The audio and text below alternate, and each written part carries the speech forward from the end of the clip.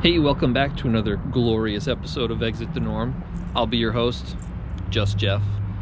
Today I'm in Manchester, New Hampshire, and I'm going to be checking out Victory Park here. So we've checked out another park in Manchester, that was Pulaski Park, so we'll put a link down in the description or somewhere for that one for you to look at. But before we go check out the park, make sure that you do like and subscribe and do all that fun stuff. And let's go check it out.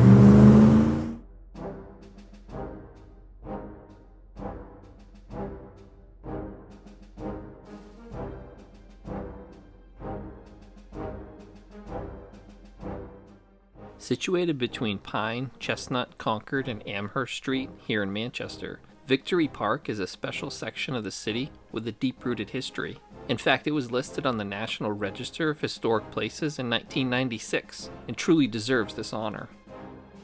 This area was originally known as Concord Square.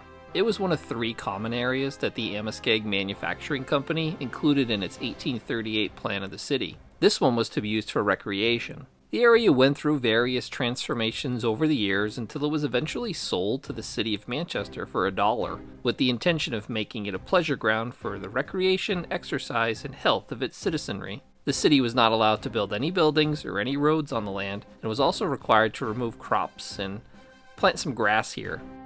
The area underwent various upgrades and improvements over the course of the next few decades. More buildings were constructed, including the library, the New Hampshire Institute of Arts and Sciences, the post office, and the Historic Association. Now, these are all beautiful buildings worth checking out if you're in the area, which could be the focus of future videos, but we didn't come here for the buildings. We came here for the park. The park was renamed Victory Park after the First World War.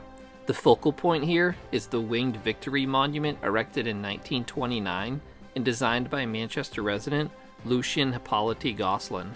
The monument's meant to pay tribute to the city's World War I soldiers. On the east side of the monument sits a shrouded figure honoring those who made the ultimate sacrifice.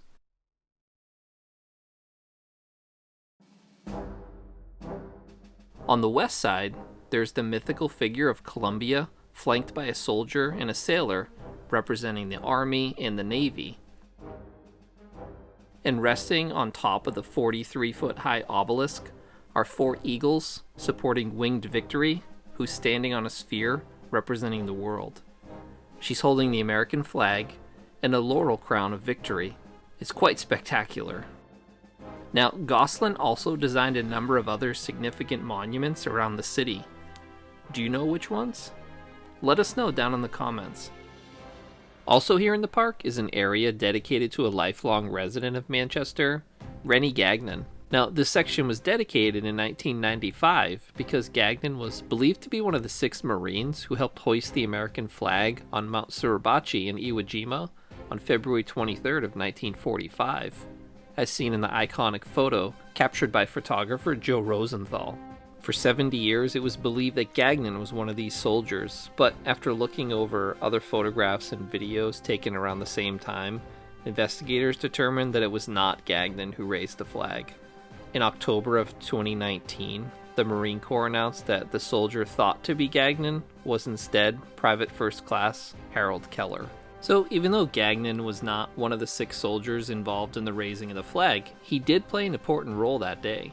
He was the one who brought the flag up the mountain in the first place and handed it off to the soldiers who then planted it. Apparently the first flag they planted was too small, so Gagnon was sent to get a larger one that could be seen from the northern side of the mountain.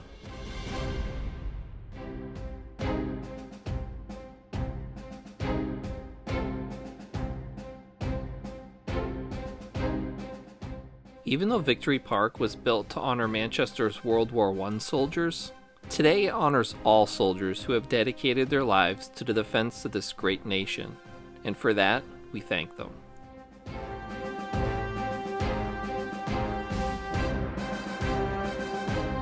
Thanks for joining me here on this latest episode of Exit the Norm. Hopefully you enjoyed it.